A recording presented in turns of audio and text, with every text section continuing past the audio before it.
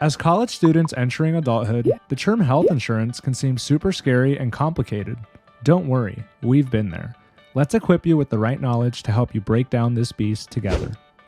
Put simply, health insurance is a contract that requires your health insurer to pay some or all of your healthcare costs in exchange for a premium, aka the amount you pay for your health insurance every month. Within the umbrella of health insurance, there are different factors that impact the pricing, benefits, and assets of each plan. Let's look at a real-life scenario for context. This is Jessie. Hello. She's a UC Davis student studying computer science and is graduating in about a year. She's super active with campus activities and loves to indulge in outdoor sports. After a hard winter quarter, she decides to take a ski trip to Tahoe to relax and have fun. Unfortunately, the slopes that year were pretty icy, and she ended up tearing her ACL. Thankfully, she's enrolled in UC SHIP, which means her university's sponsored health insurance plan will cover most of the expenses. This gets Jessie thinking about what would have happened if she wasn't in school and didn't have UC SHIP. Jessie reaches out to a health enrollment counselor to learn more. The counselor talks to Jessie about her options after she leaves school.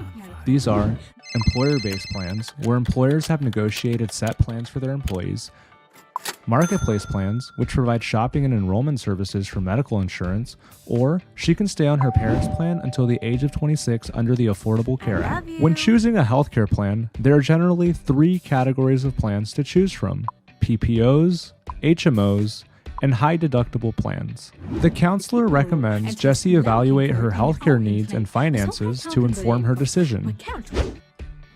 She explains that a PPO will give Jessie the freedom to pick healthcare providers from within her network, which will cost less, or outside her network, which would cost more.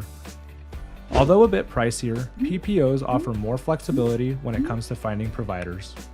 You would pay a percentage for most services until you reach your out-of-pocket maximum, the maximum amount you pay for covered services for that enrollment period.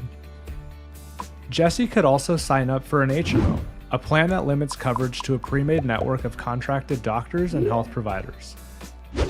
This plan would be more affordable for Jessie, despite restricting her healthcare options to only those within the HMO's network. Alternatively, Jessie could also sign up for a high-deductible health plan. The monthly premium is usually lower for these types of plans, but you have to pay more healthcare costs yourself before the insurance company starts to kick in. This is called the deductible. Let's imagine Jessie tore her ACL after she leaves school and no longer has UC SHIP. What should she expect to pay? With no insurance, she'd basically be billed for the full amount. Assuming Jessie chose an employee-sponsored PPO plan after graduation and has already met her $1,500 deductible, her payments should then be pretty straightforward. Jessie should expect to continue paying her monthly premium. Then she might have a co-payment of $20 for the pre-op appointments. A co-payment is a fixed amount you pay for a healthcare service. Then, given that she's already paid her deductible, Jessie would pay a percentage of the total cost of surgery up to her out-of-pocket maximum for the year.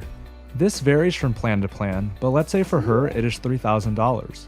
After that, she won't have additional costs until next year when the maximum resets. If Jessie chose an HMO instead, her cost would have been lower, but she might not get to choose her family favorite surgeon, the one who fixed her brother's ACL, twice. Thanks to health insurance, Jessie can focus her mind on the more important parts of life, building relationships, building her career, and recovering from her injury without having to worry about the crazy costs.